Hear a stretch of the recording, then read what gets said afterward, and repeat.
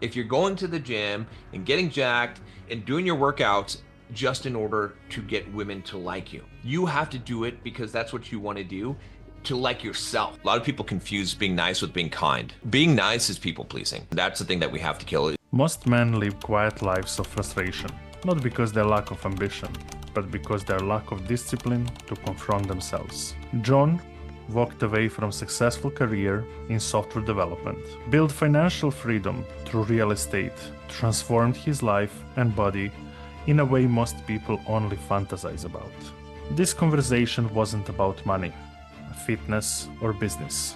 It was about the war we fight internally between comfort zone and greatness. John Sonmez, a founder of Bulldog Mindset, a movement, philosophy, a mirror held up to a generation of men taught to shrink. And whether you agree with the message or not, one thing is undeniable. He's living proof of what's possible when discipline becomes your identity. Because it's very easy to be a boy, but it's very hard to be a man. My name is NGrS. This is NGrS Show. And today with me, John Sonmez.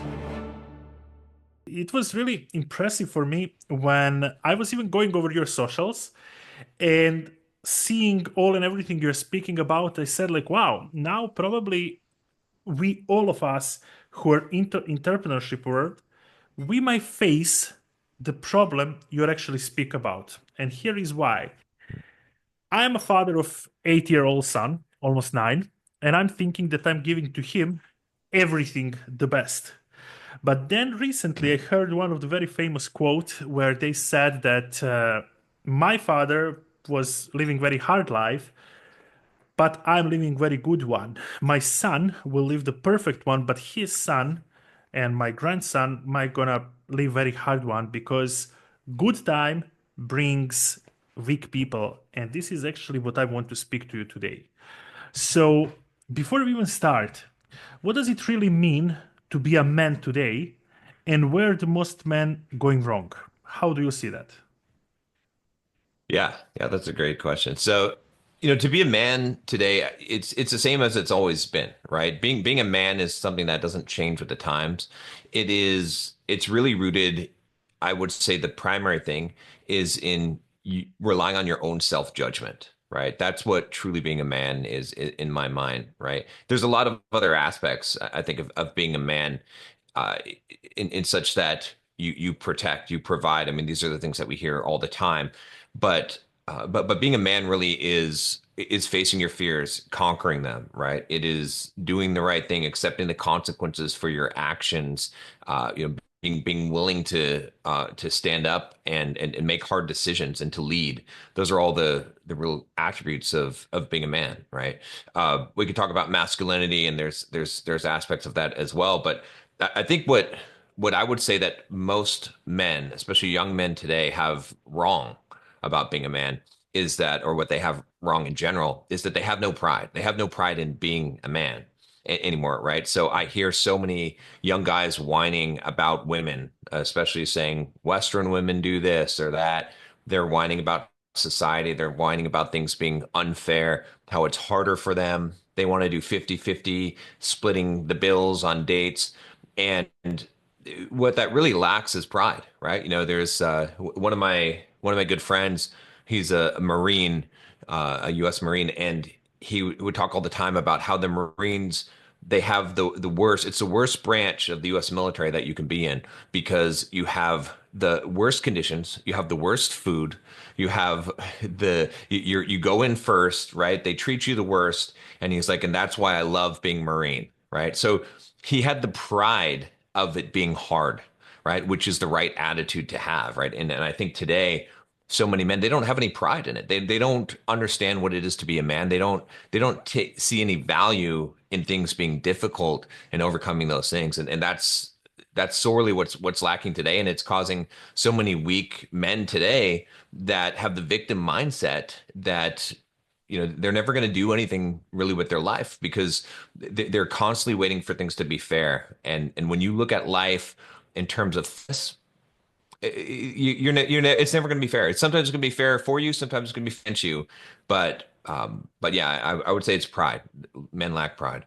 I fully agree with you because in entire my life I have been living in four countries, basically in two continents, Europe and Asia, and I have been visiting probably 30, 35 countries. One big difference which I realized between the country where I'm born, it's Serbia, and coming here to Spain, where Mhm. I currently live, is that in Serbia, being a man, it's exactly what you're saying about taking care Yeah. and taking burden on yourself and taking all and everything what you have on your back and carrying it on. While here in Spain, Yeah. I can feel that and I can see that daily that there is a splitting bills, splitting rents, all of this kind of like equality. And I also fully disagree with that because I believe that woman has its own way of behaving in a relationship, being in a relationship, but men as well. On the other side, they each have different responsibilities. So you're talking so much about killing the nice guy. It's kind of like the nice guy who is in us somehow, maybe by childhood brought in or maybe during the school. Can you a little bit more explain who is he and why does he needs to die? Yeah. So the nice guy really, I think a lot of people confuse being nice with being kind, right? So being nice is people pleasing. That's what it is, and that's the thing that we have to kill. Because people pleasing is sort of the opposite of what I said being a man is, which is using your own judgment and making decisions and accepting the consequences of your actions. When you're people pleasing, you're trying to avoid people disliking you or you're trying to gain people's favor, right? So this is why women don't like nice guys because a nice guy, he goes on a date, he brings a girl flowers, a gift. She knows that the reason why he's doing that is because he wants her validation. He wants her to approve of him. And so that's why he's doing it. That's being nice. He's trying to do things in order to win people's favor. And so when you're doing that, you're actually not very nice at all. You're manipulative, right? Because you're manipulating people in order to get what you want. It comes across as needy. And so, if you contrast this with being a kind guy, someone who's kind, they don't do things because they're trying to get something from someone. And when I say get something from someone, it doesn't have to be money, it doesn't have to be sex.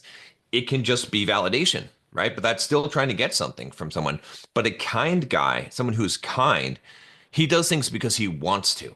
He gives someone a gift with no expectation of anything in return. He's not trying to get anything. He does it out of the abundance that he has because he wants thing. And so that's why the nice guy has to die. Young men that are still holding on to this nice guy, they're trying to get women, they're trying to succeed in life by getting approval, getting validation from other people. As long as you're getting validation from other people, as long as that validation is not internally based, you're not really a man. You can't really be a man because you're not relying on your own judgment. You're allowing what other people think to influence you, right? And so I actually have devised this sort of categorization for men. So there's four types of men, right? And what I do is I have two axes that I divide men into, right? So one of the axes is caring what people think about you, and the other axis is caring people, right? And so if you look at the intersection of those, right, it creates four quadrants, right? So those are the four types of men, right? So a man who cares about people and he cares what people think about him is a nice guy, right? Because he's people pleasing. He's not necessarily a jerk. He's not an asshole. He might be manipulative, but he does care about people and but he cares about people think about him. That's why he's people pleasing. He's validating, trying to get external validation. Then you have the other one that we all know at that extreme, which is a guy who he doesn't care about people and he doesn't care about what people think about him. That guy's the asshole, right? So women like the asshole. Why? Not because he doesn't care about people, not because he's not kind, but because he doesn't care about what people think about him. That's what makes him a man. That's what makes him masculine. That's what women are attracted to. But then we've got two other combinations. You've got a guy who doesn't care about people, but he does care about people, what people think about him. That guy's a narcissist, right? Because he's actually just totally manipulating people, right? He's just doing things to get what he wants, He doesn't care who he hurts in the process, but he really does care about people's opinion of him, right? And then you've got the final one, which is what men should aspire to be, which is the guy who cares about people. So he's a good person, but he doesn't care what people think about him. So, his motto might be, I care about people. I'm not going to purposely hurt people. However, I'm going to do what I believe is best. And if that hurts people's feelings in doing so, I don't intend to do that. But that Yeah. that is the price. And that's the gentleman, right? And so I think a lot of guys, a lot of young guys, they want to be the gentleman, but they're the nice guy. And they know that they can't be the asshole because you can't really become an asshole. Like you're an asshole or you're not. So some guys try to be an asshole in order to attract women. But what men should really aspire to is to kill the nice guy and instead to be the gentleman, which means that all you have to do is stop caring about what people think. And that's a difficult thing to do, to get to the point where you rely on your own judgment. You don't seek the validation from other people, from women, from whatever it is. And that's what makes you that gentleman. Nowadays, this is very hard, I must say that, because looking everything on the social media and looking branch of those entrepreneurs, mostly their opinions are not as clear as they are when you sit with them. I had multiple chances to sit with somebody and to know exactly and to feel through the conversation how they think and what do they think about certain people or about certain stuffs or about certain moves, but they're not brave to post that, to talk about that publicly, simply because they still seek some sort of validation from out there. And I believe that once people kind of break through that and start being truly themselves, they're going to bring that part of authenticity, which is going to be a driving force in their business. Because I believe that all of this is a part of mindset. But let's come back slowly on the topic. What is the mindset shift you had to make to become the man you are today? How was your journey on that? Yeah. So the big shift was what I call getting rid of the victim mindset, right? This victim mindset is the mindset that says that things are not fair, that it's an entitled mindset. I deserve something just for showing up, right? It's this mindset that blames other people, that doesn't take personal responsibility. And so the big shift for me was shifting to what I call the Bulldog mindset, which is really rooted in Stoic philosophy, which is this idea that you are responsible for everything in your life, that there is no one to blame besides yourself, whether it's your fault or not, it doesn't matter, it's your responsibility. And the shift happened for me, actually. I remember, wow, this was probably about 15 years ago, maybe a little bit longer than that.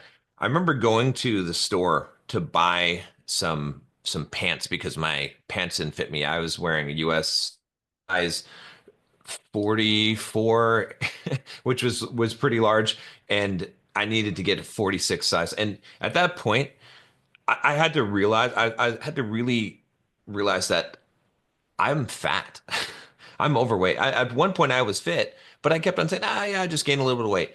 And so I had this sort of come to Jesus moment where I really talked to myself and I said, hey, John, you're kind of bullshitting yourself right now. Like you think that all these things are happening to you and it's these circumstances on your fault. But at that time I was right around 30 years old, right? And so I was like, look, you're not going to be a rock star. You're not going to be rich. You're not going to be famous. You're not going to be any of those things. Uh, Unless you decide that you're going to do it. You can't just wait. No one's going to come in. No one's going to save you. You don't deserve this, right? You have to take action in order to make this happen. And so that was that mindset shift where I said, okay, no more. I firmly believe that how you live one day is how you live every day. Meaning that if today you choose that you're going to eat donuts and you'll start the diet tomorrow or whatever it is, or you make some exception, you're going to miss your workout, whatever it is, then you're going to make that same choice tomorrow. You're going to make the same choice the next day and the next day and the next day, right? Because if you can't make the choice now, you're not going to make it in the future. And so I had that moment where I said, no, the buck stops here. Today is the day where I change my life around and I start taking responsibility for my life and action. And if I want something in life, I'm going to have to go and get it myself. No one's giving it to me. No one's coming to save me. I don't deserve anything. I have to take it. And so that was was that really mindset shift. And what happened in that process is I ended up starting running, going to the gym again, lost a bunch of weight. I started when I was running, what was real critical for me was I started listening to audiobooks, right? Great audiobooks, Think and Grow Rich by Napoleon Hill, Psycho-Cybernetics by Dr. Maxwell Maltz, How to Win Friends and Influence People by Dale Carnegie, The War of Art by Stephen Pressfield, like all of these amazing, amazing books.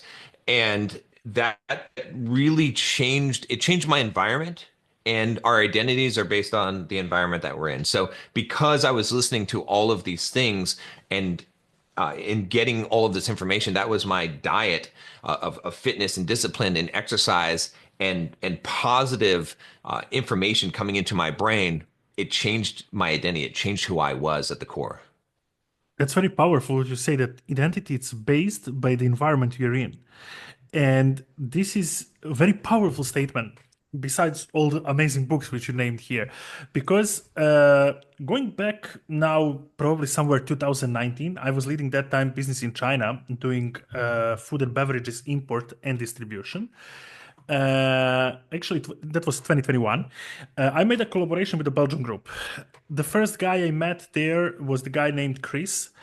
And I remember this day like today, and from that day I understood that everything is up to me and it is my responsibility, not somebody else. I entered in the warehouse, and the part of the warehouse was full of offices, and we was having an offices there, and I entered with him, greeted him, and he said, "Hey Nick, are those labels done?" It was some labels for some jar products. And I said, "Oh no, they're not, because like designer haven't finished them." And he said like, "Second." And I saw on his face that he's ready to take the bullshit I'm bringing in. And I said again, the designer haven't do it, I'm not having it. And he said like, and it's his fault, right? And I said, absolutely, man. Like I really we may talk about this to him. Chris looked at me in that moment and said like, man, who give him work? You. You give him work due to you trusted to him that he's capable of doing certain work. If you see that he's not capable, you should train him. Everybody's trained. Everybody's possible to be trained. There is just amount of time they require to be trained. So stop blaming others. It's on you. And I remember that time, like I was like, how dare you are to tell me it's on me, man? Like I'm doing everything here. I'm staying overworking and like staying after everyone. Man, it's your company.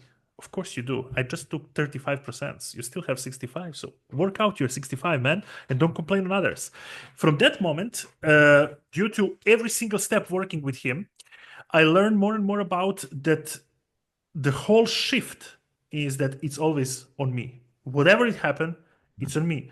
Because maybe I couldn't predict it. Maybe I didn't look directly at this point. Maybe I was trusting the wrong process or the wrong system and so on. There is a lot of things. But I want to ask you, where is the difference between emotional mastery and emotional superstition? Because the whole point here is that you have to take this on you and emotionally to kind of accept it, to say like, okay, it's my fault. Let's see how to sort it out. So where is this difference for you? How do you see it?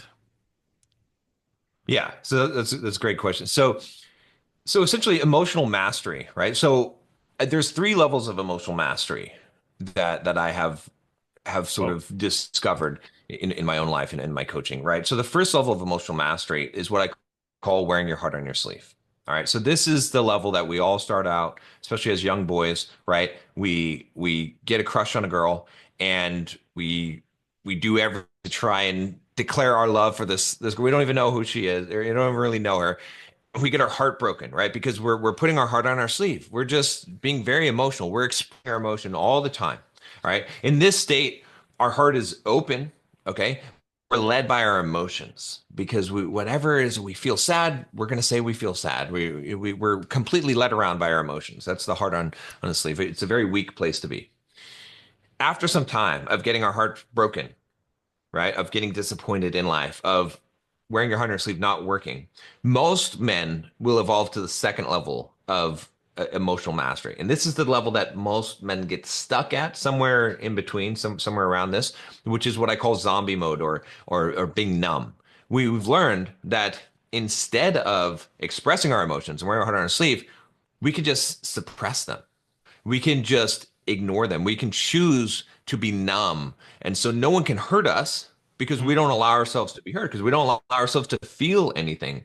So it sort of makes us feel invincible at some point, but we're kind of like a zombie going around because when you take out all the pain, you take out the negative emotions out of life, you also have to block out the positive ones. So life becomes black and white. We Mhm. lose all the color from life, right? And so a lot of men get stuck in this, and we're suppressing. In this place, our heart is closed, okay? But we're not led by our emotions because we're ignoring them completely. Third level of emotional mastery is what I call feel the pain and keep on walking. This is where we've reopened our heart again. We're allowing ourselves to feel the emotions. Really, what we're doing in this case is processing the emotions. And even though some things are painful, we don't allow those emotions to dictate our actions. We take actions based on our logic, on our analysis of a situation, and we don't allow the emotions to interfere with that. We feel them, right? But we don't express them. We don't pour them on other people. Instead, we feel that pain. We keep on walking. We keep on unmoving. So that's really when we're practicing Stoic philosophy. And another way of looking at this is there's essentially three different things that we can do with our emotions, right? The first one is that we can suppress them. When we suppress the emotions, you can think of it as emotions like a river. Okay, the river is coming at you, and instead of when it comes at you, this emotion, you can try to absorb the entire river. You're Mhm. taking it Kind all of in. damn. That's suppressing it. You're stuffing it down. Yeah, you're damming it up. Exactly. Right. Then we have expressing emotions. This is where the river is coming at us and we deflect it. We're spraying it all over everyone else, right? And they're getting all, covered with this emotional energy. But then there's a third way, right? And again, this is the emotional mastery way, which is to process the emotion. So this river is coming at us. We don't stuff it down, we don't deflect it, we let it flow through. So we Mhm. feel it, we experience it, we don't stay it, we don't try and say it's not happening, we don't try and push it on to anyone else. We just experience it and we let it flow through and it passes through us. And that's the healthy way as a man to deal with emotions. See, I think that masculinity, unfortunately, we have this label of toxic masculinity because a lot of society says, "Oh, well, men they just stoic, they're just stuffing their emotions down. They need to express their emotions." No, it's not. We don't need to stuff them down, and we don't need to necessarily express them in that way. It's okay to express some emotion, but especially negative emotion, we don't need to express that as a man. Instead, what we need to do is process them, to Yeah. allow them to be, to understand them, to feel them, but not let them dictate our actions. Because when we allow emotions to dictate our actions as a man, then we are weak. Other men won't trust us because how can you trust someone to lead you who's led by their emotions? You can't. Yeah. Women certainly won't trust you. They won't feel safe and secure because if a woman knows that you're reacting out of emotion, just like she is, that's the feminine does that. It's different as a woman. The feminine is supposed to be rooted in emotion. A man, the masculine, is not supposed to be rooted in emotion. She needs to be able to trust that you're the rock. That no matter what happens, you're not going to let your emotions get a hold of you. And one good practical reason for this is because as a man, you're bigger, you're stronger, you're more Yep. violent. If you allow an emotion like anger to dictate your actions, you're not a very safe man. Absolutely. Absolutely. And all of this, it's a foundation of mindset for me somehow. I believe that the ability of you controlling your emotions, it talks about how solid of mindset you have. Because simply you must be detached of any certain circumstances or certain thing happening. And reflecting this towards sales, one of the things which I'm consistently speaking to my clients is to detach from the sale in any way, in the way of overexcitement, in the way of like over emotional, in the way like, oh my God, what happened? They didn't pay, I didn't close the sale. No, nothing happened. It's a process. It's not a single event, and there is no need to react or overreact or to be driven by those reactions. Uh, my question to you is, if someone is addicted to the comfort, where many people nowadays are, how can they begin breaking out of it? Like how they can start making the first steps out of that comfort zone, and where this comes from? Is it come from some certain awareness, or is it come from something really bad happening to them so that kind of buzz them and awake them? Or How do you see all this situation working with so many men? Yeah, it's tough. I think a lot of people, it takes them hitting some kind of rock bottom in order for them to change. And unfortunately, we don't want to do that. We don't want to have to hit rock bottom where we lose everything before we change. So what I found a couple of things that so a lot of this is discipline, right? It's doing hard stuff, right? And so one of the best ways to develop discipline in general, mental discipline is harder to develop, is through physical discipline, because physical discipline is straightforward, the path, right? So with a lot of my coaching clients, I might have them sign up for a marathon. They're like, oh, I've never even run in my life. Okay, well, now you're going to be running a marathon for that, right? Because it's going to push you, right? We're going to go to the gym. You're going to do hard stuff. Wake up early in the morning and go do your workout, because that physical discipline, it's something that you can prescribe. You can know what your workout is. You can know what you're supposed to do and push yourself to it. And that helps develop that mental discipline. It keeps you from being, you need to have hard things in your life. You need to have things, there's this quote of do one thing that you fear every day. And I think that's good, but I think it's better to do one thing you hate every day, right? So, something that you don't want to do, that's going to make you stronger. It's going to keep you strong, right? So one of the other things that I have guys do is to go in the direction, and I think this is just good in life in general, is the compass for your life should be going in the direction of fear and pain. You should, that is how you know that you're going to have growth, and you should use that as your guide. So when you're thinking about where should I go, what direction should I go, look and see which thing are you afraid of, which thing is painful for you. Because when you bring pain willingly upon yourself, when you conquer fears instead of letting them conquer you, you have growth. And through growth, you have life. Through growth, you have fulfillment, right? So if you're not on a path to growth, Tony Robbins says it all the time. He says, if you're not growing, you're dying. And I completely agree with that. But the path of growth is one of fear and pain. See, most of us, what we're doing is our compass is set on pleasure. And so we move in the direction of pleasure. But when you move in the direction of pleasure, what do you get? You get pleasure temporarily, but ultimately you get pain. That's what ends up happening, right? Yeah, absolutely. But when you move in the direction of pain, that's when you get fulfillment. Tell me, how do you train mental toughness in the all this world of addicted to instant gratification? Yeah, I think that the best way is through physical toughness, because Mm. it's straightforward. I think it's hard to train mental toughness on its own. I think if you do something physically hard, right? So for example, when I was training and running ultra marathons and running ridiculous amounts of miles in extreme pain, doing that and pushing myself, that developed mental toughness, right? Because that physical discipline, uh, it pushes you to your limit. Whereas in the real world, how if you work for 12 hours in a day or 14 hours a day, does that really develop mental toughness? You could, but most of the time you're going to be browsing the internet or doing some other goofing off. You're not really going to be solid. No one can really work for 14 hours straight focused, right? Yeah, And absolutely. so it's hard to develop mental toughness in another way, right? It usually through physical discipline is the best way. And then I would say the other thing that you can do is training your emotional response, right? So Mm. one exercise I do, especially for conquering anger, right, which can help you develop the emotional mastery, which is essentially mental toughness. So anger always comes from one thing, which is unmet expectations. So anytime you feel anger, it means that you have some expectation that was unmet. And Hmm. so what you can do is you can go through the exercise of the next time that you feel anger, and this will get rid of anger completely. It's a complete, you don't ever have to feel anger again. When you feel anger, what you want to do is you want to say, all right, what is the expectation right now that I have that's not being met? Right. So for example, let's say you're driving in your car and there's traffic, and you're trying to get somewhere that you need to be on time, and there's just so much traffic that it's preventing, you're going to be late. So you get angry. You're sitting in your car, you get angry. So now Yeah. you think, okay, well, what expectation do I have that's not being met right now? Well, my expectation is that other people are not going to be in my way on the road, Yeah, and of that I'm course. going to be able to get to where I'm going on time, right? So then the next step is to say, why is this expectation ridiculous? Because all expectations are ridiculous.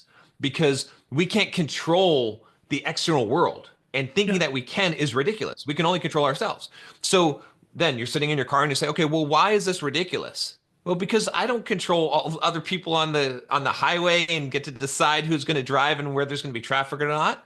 Okay. So once you realize that's ridiculous, then the next step is to let go of that expectation. Because when you realize that you have some expectation that's ridiculous, you can let go of it. So now you say, okay, I let go of that. It makes it, you can laugh at yourself and say, oh, that's kind of silly that you even had that expectation in the first place. We should then the kind anger of disappears. Hey you, this isn't for you if you want to get just better at sales. This is for people who want to truly dominate it. Either it's DMs, calls, webinars, keynote speaking presentations, or any other form, Instagram or Facebook stories as well. The game has changed. AI, it's just around the corner. So if you're relying on all sales scripts, old sales pitches, or if you're relying to learn sales from the old books written even 2 or 3 years ago, to not even speak about 10 or 20 or 30 years ago bestsellers, you're losing the game. Your sales will not perform on the best way. See, this is why I created this community. To give you unfair sales advantage in every format, every tool, for every buyer. Cold DMs, sales calls, sales pitches, understanding the sales pitches, breaking down sales objection, and everything else what you need to understand when it comes to different tonalities and sales psychology so that you understand how to better perform your sales. This isn't another Slack, WhatsApp, or Telegram group. This is a community of people who want to become not just better at sales, sales dominators. It's free, and you can join it just by clicking the link below in the description of this video. Motivation. Yeah. I very much agree, because if you start being inconsistent in certain actions and ruin the discipline, then you're ruining momentum. So then not only that you're not motivated, but your lack of momentum, which you was creating all the time. So then basically the discipline is something what is a driven force behind that. That's very wise. Thank you for bringing this up. I want to ask you something about... Go ahead. I was going to say, one good example, you're familiar with Michael Phelps, right? The Olympic medalist swimming, he won the most gold medals of all time, right? In Olympics, right? And so his training regime, he would swim in the pool hours a day, every day, didn't take one day off in his training for like 4 years. And what I tell people all the time is that there's no way this guy was motivated every day. There's no way. Absolutely not. There's no discipline. That's what got him there. It's not motivation. There's no way that you can tell me that he wanted to do that every single day. There's no way. It's not possible. Yeah, and this is actually very true, because most of the times when we let emotion, which is literally motivation, play with us on and off, we're inconsistent, whatever we're doing.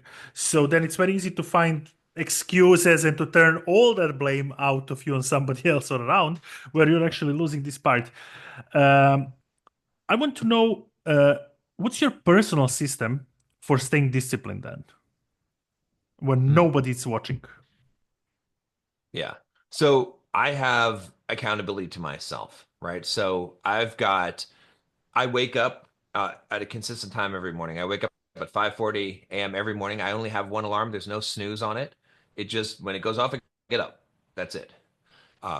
When I get to my desk, I have a system that I use to plan my work. I have basically a board where I plan out what the cards are, and I use the Pomodoro technique to work for 25 minutes, take a 5-minute break, and I plan out all my work in those increments. On my calendar is my workouts, exactly the time, if I'm going to the gym, if I'm running, what my workout is. It's on the calendar, just like a meeting with anyone else. I don't miss the meeting, right? And so I have it planned out, and I also have rules for myself that I have that say what I'm going to do every day. These are my rules which define how I'm going to live my life, why I do the things that I'm going to do, and what the consequence is for missing. So if I mess up, I'm a good parent to myself, right? I think a lot of us were bad parents to ourselves, right? We were punitive instead of disciplinary, right? A good parent disciplines, they don't punish, right? So what does that mean? It means that Discipline is for the correction and advancement of the person. Punishment is to cause them harm, to make them pay for what they did. Many times when we fail, we beat ourselves up. We punish ourselves. I discipline myself. If I screw up, maybe I got to go run and do some extra laps, or maybe I have to do work extra, or do some kind of consequence that is going to make me deal with that, so that I have discipline, right? So that's what I do. And the other thing that I do is I don't break trust with myself, right? I believe Mhm. that once you break trust with yourself, once there's that voice in your head that says you're going to do something, and you ignore that voice, then you stop believing that voice. And then you don't have the power to actually control your life anymore. Because when you say to yourself, okay, I'm going to get up at 5 in the morning tomorrow and I'm going to go to the gym, and then you don't do it, then the next time that you tell yourself it, you say, ah, yeah, don't listen to that guy. We don't need to, but if you're consistently saying, no, when I say I'm going to do something, it doesn't matter if I told someone else, it matters I told myself. That's the person that I need to be honest with. And you stay consistent with that.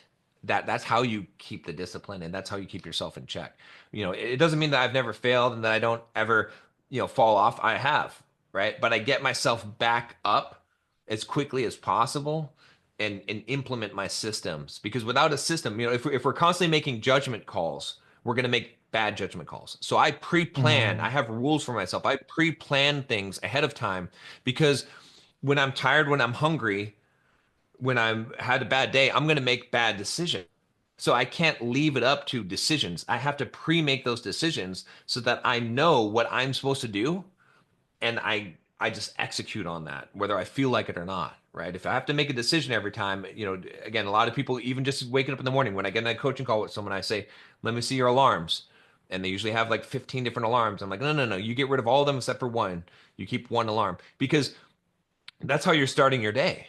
Can you not make a consistent promise with yourself on how you're going to start your day? If you can't do that, you can't do anything, right? So it's all about making those prejudgments ahead of time, so that I don't have to make decisions on the fly. Because at 5:40 in the morning, if I'm deciding if I'm going to get up that morning, I'm probably going to decide no, because I'm tired. But Mhm. there's no decision for me.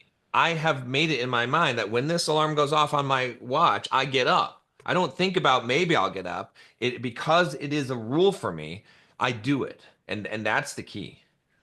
Are you 5 a.m. club? Do you like waking Yeah, up the in five. 5 I'm a.m.? 5:40 is me. Yeah. 5:40, yeah. Cool. Yeah. Can you tell me how do you build unshakable confidence from the scratch? Because most of the stuff you're speaking about tells me that you and your client, whom you shape, are extremely becoming confident in what they're saying, in what they're doing, and in their, well, let's say, perceived way of success. For everybody's different level and different way.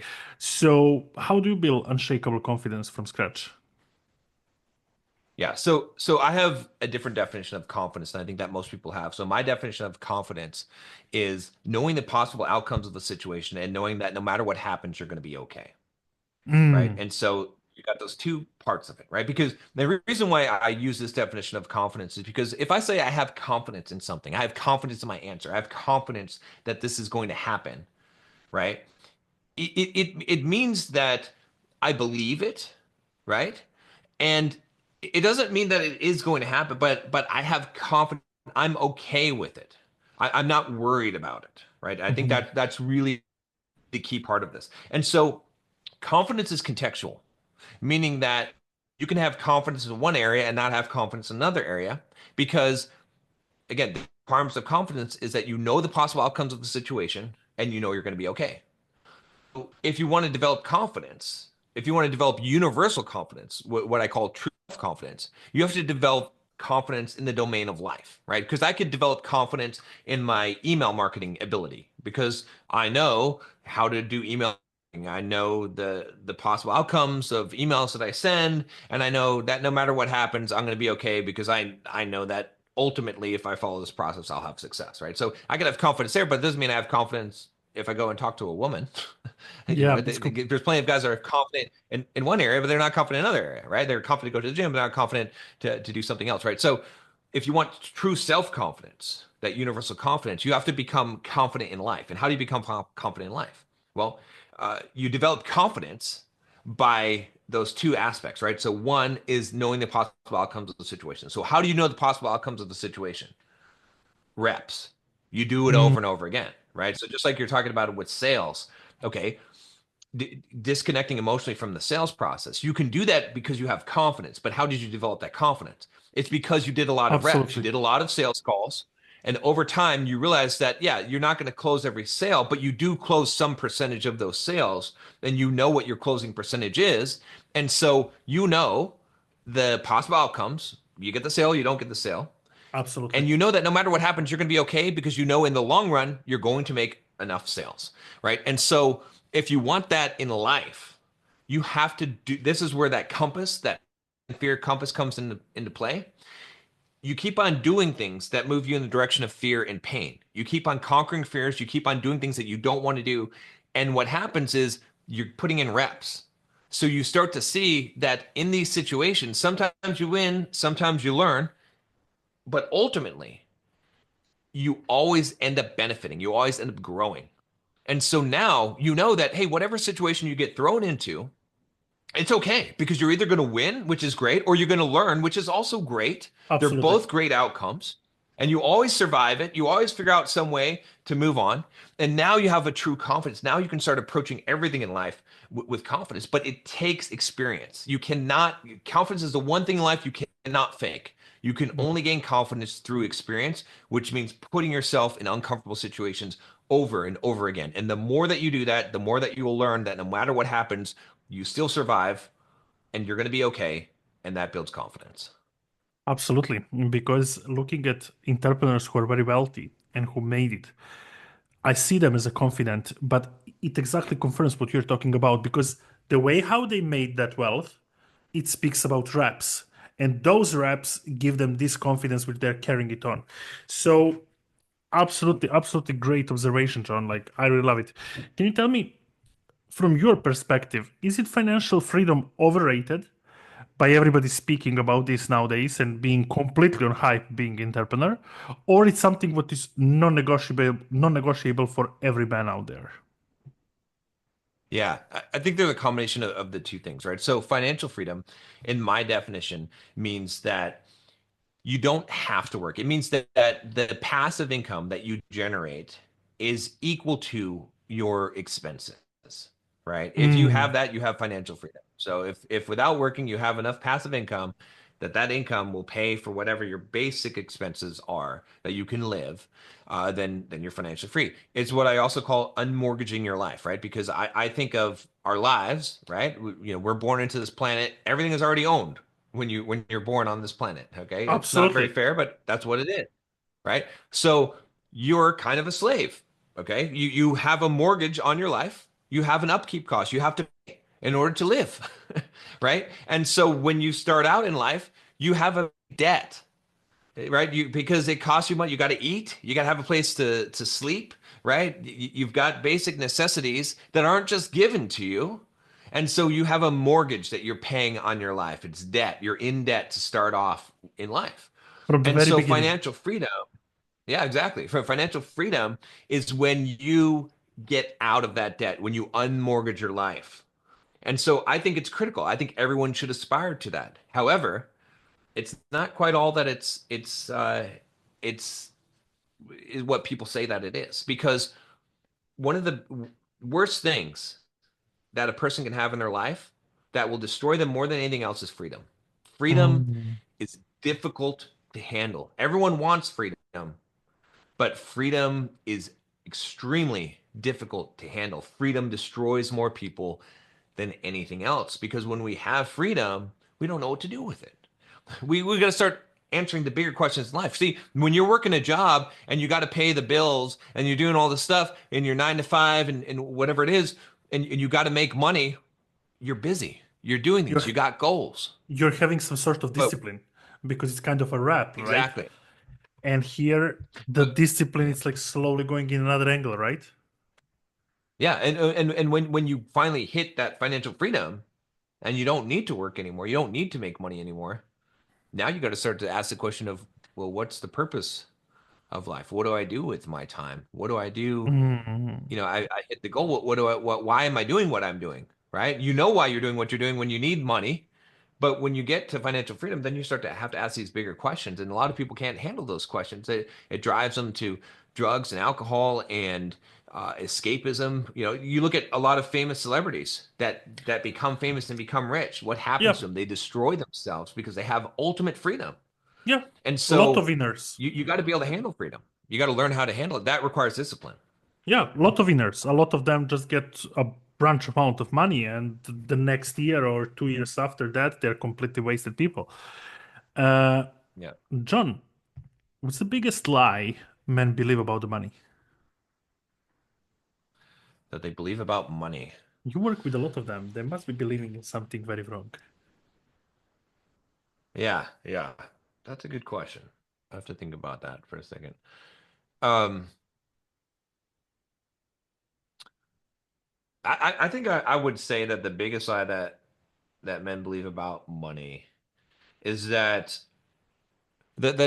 somehow that it's owed to them, right? Because a lot of the guys I work with, they're working a regular job or maybe they're doing their business, they're doing a job, and they believe that they just get a paycheck just for showing up. They don't understand the economics of money. They don't understand that a business is paying them because they're producing more value than what is being paid to them. They don't understand how the economics actually work. They don't understand that when they get their paycheck, that a percentage of it is being taxed, that's being taken from them because they're not having to pay that tax. It's being withheld from them. So they get a bonus at the end of the year when they get their tax refund. So they don't really understand what's happening with the money. They don't understand why they're getting paid. They don't understand that they're not entitled to that pay. They don't understand how much money is being taken from them, right? So they don't have a real idea of how money works, right? And I think that people don't really learn this until they're running a business for themselves, and they start to understand that they got to pay the bills, they got to pay other people, that they got to pay the taxes directly, that it's not being held for them, right? That they're responsible for those things, and that if they don't show up and they don't do the work, they don't get paid. That Mhm. there's not just clocking in and getting a paycheck just for being there. So I'd say that's probably the biggest thing is not really understanding that it's not something that you're entitled to, that it's something that you get when you provide more value or in an exchange of value. That is the key to it. Yeah, that's very interesting observation, and I must tell you that now listening to you, I kind of like see bigger picture of that, and I can say like, wow, that's powerful. I want to ask you a couple of things about nowadays the relationships and men being a man. Uh, my belief is that even though I'm happily married and I'm having 8 years old son, my belief is that man should always try to get the woman he likes by the way of approaching, by the way of speaking, by the way of somehow he should attract that woman towards him. What are your beliefs? Do you believe that man should chase woman or build himself so much that he can become the chase in the way that he just become a magnet? Hmm. So I've worked with a lot of guys. I don't do as much now, but I used to do a lot of dating coaching where I Mhm. would take guys out to Las Vegas and teach them how to pick up women, teach them to go out and approach women to get over that fear. And when I did this a lot, I would get a lot of guys that would email me or message me and say, "Here's my plan, John. I'm gonna I'm gonna get six pack abs. I'm gonna go to the gym. Gonna get buff. I'm gonna build a business. I'm gonna get rich. Okay, and then women will come after me. I won't have to go out and approach women, Hmm, right?" And I cool. used to tell them, Which "It's type not gonna of work. woman? It's not gonna." Right? Yeah. Which type of woman? Right? Yeah, It's gonna be women that are looking to use you for your money, right? yeah. But A lot of guys think that they can get around their fear because the greatest fears that most men have is going and talking to a woman that they're attracted to. Most men are terrified to do that. I was when I was, I mean, I had to overcome this fear and learn this. And so I think that it's a combination. Yes, as a man, you should build yourself, but you should build yourself for yourself, not in order to attract women. If you build yourself to attract women, what's going to happen? That's external validation. You're trying to do something in order to Mm. get something to get people to like you. We are coming to the beginning of your Women, quadrants. exactly. And women see through that and they see you as weak. Then you don't have confidence if you're building a business, if you're going to the gym and getting jacked and doing your workouts just in order to get women to like you. You have to do it because that's what you want to do to like yourself. Now, yes, you might get some more attention from women by doing that, but ultimately, a man still has to go out and face that fear. You can't get around facing that fear. You have to go out, as a young man. Yeah, I'm married as well, right? Happily married. But when I wasn't, I had to go out and I had to go and talk to women. It doesn't matter how jacked I am, that if I'm tall and I'm built and successful. Yeah, yeah, maybe some women might talk to me, but ultimately I had to go out and talk to women. And ultimately it doesn't matter how jacked you are, or how much money you make, you're still going to get rejected as well. And you got to face that as a man because anytime we're trying to do something to avoid a fear in our life, it's weakness. And that's not the path to go. We have to go in the path. The compass needs to be fear and pain.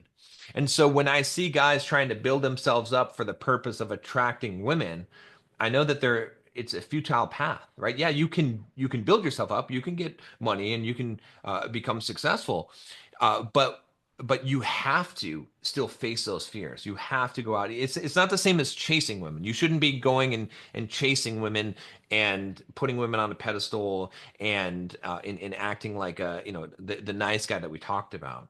But if you see a woman and you're interested in her, you should face the fear of talking to her and being rejected and not let it stop you and go on to the next one. That men have to learn how to do that. Right now we have so many dating apps and so many opportunities for men to buffer rejection. Because if you swipe on someone in a dating app and they don't swipe on you, it doesn't hurt your ego. It doesn't, there's no rejection. Who cares? You don't have to experience the discomfort of that. But Mm. if you go up and if you're a young man, you woman in a bar or club or on the street, and you go up and you get balls to talk to her, and she says, "Oh, I'm not interested," or whatever, that's painful. You need to go through that pain as a man in order to become strong, so that you're not influenced by that, so that you can overcome those things in life, and it will help you in all areas of your life. Because once you conquer that fear, you're going to realize that it doesn't matter what other people think of you. That's how you get rid of that external validation, is you go through rejection enough times that you start. It's the same thing with sales, right? I mean, I think a lot of new people, when they're doing sales, they're afraid of that rejection, and so they don't want to do it. But after you've been rejected so many times, it starts to not matter anymore. You start to say, okay, well, it does. The right person will take the offer that I'm offering. The wrong person won't. It's fine. It doesn't matter. You mentioned dating apps, and we are now in era of them. Like there are hundreds of different dating apps nowadays. I want to ask you: do you believe that they bloom and this side of business bloom because men nowadays it's less men and do the less approach of the woman in reality, or this is simply something what is kind of trend and it's kind of easier and men kind of can get towards instant gratification easier? How do you see all this, and like how do you think and feel that this impact on a man nowadays? Yeah, it's funny. I was just doing a video about this, and I was talking about how dating apps are essentially beauty pageants for men, right? Because that's what it is. Because look, as a man, if you are just on dating apps, it's a beauty pageant. That's what it is. Because you're being judged completely on your appearance, which is a very feminine thing. It's not a masculine thing to be judged on your appearance alone, to compete with other men on looking prettier, essentially, right? I mean, if we're calling it what it is, right? And so what does that do? What does that do to young men? Okay, 80% of men or women want the top 20% of men, especially looks wise. So most men that get on dating apps are going to fail, and it's going to hurt their self-esteem, and it's not going to do them any good, right? And not only that, but what happens when a guy's on a dating app and he matches with a girl and then he goes on a date, but he doesn't know how to interact with women because he doesn't have any confidence. It's not going to go good for him. Just Yeah, because she absolutely. likes how you look, you've never interacted, you haven't gone in cold approach and talked to women in real life. You need to develop that skill. Then yeah, if you want to dating apps, and it gives you more options, sure, but you have to conquer the fear first, and you do that. So I think what's happening is that so many young men, they're getting the wrong message. There's message, and I hear this message on the internet all the time, that women are only interested in quote chads, in looks. Mm, It's untrue. It's completely untrue. It's based absolutely agree. on a dating app world where most men are, the only experience that they have with women is on dating apps. And so based on that, yeah, that's true. On dating apps, it is true that women only want the best of men. Why? Because there's so many men on dating apps that will take any woman, and there's fewer women that are attractive on dating apps. So those women have the selection of men. So why would they not pick the top ones? Of course they will, right? Yeah, And so that doesn't translate into the real world, right? If in order to be successful in a dating app as a guy, you got to be in the top 10% of, you got to be better looking than 9 out of 10 guys, really, right? In real life, you don't have to be. In real life, if you go into a woman at a bar or on the street, yeah, or whatever, she sees your confidence. She sees how you show up. You have a social everything. interaction. You have a lot more to work with than being just judged on your looks. So, like I said, it's like a beauty pageant for men. It's ridiculous. It's not very masculine at all, and it's giving the wrong idea and wrong mindset, right? So I think it's extremely destructive to men's confidence, and that's why they need to, most men need to just delete all the dating apps and go out into the real world and talk to women. We share the same opinion, and I believe that in the real world you have multiple assets. You have your charisma, you have your tonality, you have the way how you walk, the way how you come, the way you have your manners. You have so many other aspects which may attract the woman instead of just the picture, which is usually most of the times polished and made to look even way better than it is. Right. I have one more question about that out of curiosity. What's your opinion about longevity of relationships made from such apps, from dating apps? I think you can't really say that for sure that it's gonna not be a long-term relationship, or that I think it's more predisposed. When you have a dating app culture where people are disposable, where you can just cycle through the next person, you're not putting much investment or commitment into a relationship, and so most of those relationships end up being short term. Hmm. But I do believe that, for example, my wife, uh, I found her on a dating app, right? I was going and talking to women in real life, but we connect on a dating app, and we have a great relationship. We started a podcast on relationships, and we've been together for a long time, and we will be together forever. That's, I'm 100% confident in that. However, that's not the case for a lot of people, and I think that what I see is a lot of people, because of the dating apps, not really investing in anyone because they're like, oh, I just find someone else. That I think that's the wrong mindset. I think if you meet people in person, you're more likely, there's more investment, because if I'm a guy, I walk up to a girl and talk to her, I had to go and face my fear. I had to go and spend some time and have an interaction and have a conversation, meet a person in real life. you know there's some investment there, not just I swiped and chatted, and then like, so I think that the more that you invest, then long-term relationships are based on investment. So the more that you invest, the more healthy the relationship will be. I agree, and I like it. I like the way how you position all of that. John, you speak a lot about Stoicism, and I could see even some of your reels and stories, content as well, uh, where you have some personal interpretation of Stoicism. And I would like to you tell me a little bit more about that. And where do you think people get it wrong? Yeah. So I would say that where people get stoicism wrong is they think of the definition of indifference to pleasure or pain, right? In Mm, thinking that stoicism means non-emotion, to not have emotion. That's not correct, right? We talked about before about processing emotions, not suppressing them, right? Not expressing them. And so I believe a real stoic is someone who processes emotions, who doesn't let them control them, right? And so I think the really my view of stoicism is to become invincible, to become mm. invulnerable to the outside, right? And so I like Nicholas Taleb in his book.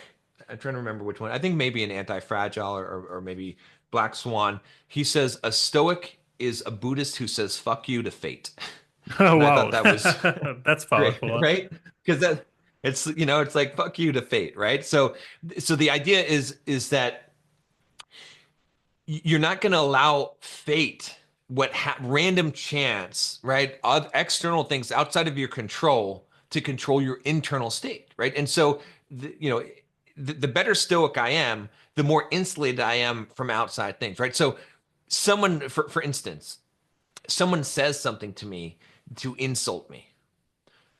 Mm. If I am practicing stoicism, I don't allow it to affect me because I don't care what other people think about me. It doesn't matter, right? I have a view of myself. That's what matters. I'm not seeking that external validation, like we talked about before, right? If I'm practicing stoicism and something bad happens, right? I've got this tattoo, and my only tattoo right now is it says pronoia on my wrist. Pronoia, it's the opposite of paranoia, right? Paranoia means that you believe Oh. that essentially the universe is conspiring against you, right? Hmm. Pronoia means that you believe that the universe is conspiring for you, that everything's working out for you, right? Powerful. That's a stoic belief. Why? Because it means that no matter what happens, amor fati. I love fate. I love what happens. If it's bad, if it's good, it doesn't matter. It's all good. Everything is good because it couldn't have happened any other way, right? It's Mm. acceptance. It's non-resistance, right? All of suffering. Stoicism is very very connected to Buddhism, to Eastern philosophy in the sense that all suffering is resistance to reality. And Mm. so the smart Stoic realizes this and detaches from that by saying that, hey, pain is inevitable. I'm going to experience pain in my life, but I don't have to suffer. I only suffer if I resist. I only suffer if I don't acknowledge reality, right? So one of the greatest, I think, Stoic examples that I like to use is that of, I forget who said this one. Maybe it was Seneca that talked about this, but a cart that has a dog chained to it. The dog is chained by the neck to the cart. And the dog has two choices. The cart's moving. So the dog's either dragged by the chain or the dog goes along with the chain, right? Or goes along with the cart. And so that's our choice in life is we like it's happening. Shit's gonna happen. Good, bad, whatever it is, it's not in your control. And either you're gonna resist it and fight it and being dragged because it's gonna happen no matter what, or you're going to go along with it. You're not going to resist it. You're going to say, well, whatever happens, whatever reality is, I accept it. I don't fight against it. I'm not going to put this emotional front against this thing. I accept this is what's happened. Whether it's good news or bad news, it doesn't matter. You can go along with that. And so that's kind of my view on stoicism. And to me, it's the only way to live your life. It's the only thing that makes sense because everything else is ridiculous because we don't have control over the external. We don't control other people. We don't control the weather. We don't control random events that happen in the stock market. We don't control who the president is or political leaders. We don't control any of those things. And so if we allow those things to upset us, we're going to be upset all the time. Then when random luck happens and good things happen, then we're happy. But when bad things happen, then we're sad. So we don't have any control over ourselves. It's all up to fate. But Absolutely. if we instead insulate ourselves and say it doesn't matter, I'm going to accept whatever happens. I'm not going to fight reality. But within myself, I can be strong. I can manage and control my own emotions and decide that I need external things in order to be happy and be fulfilled. I have my own judgment of myself. Then I'm insulated from that, and then I can actually live my life. The goal of Stoicism is tranquility, which means peace. Very powerful. Very, very powerful thing, and I love it. If you had to start over at 18 with no money, no status, and no connections, but with knowledge you have and by the principles you live, what's the first thing you would do? Wow.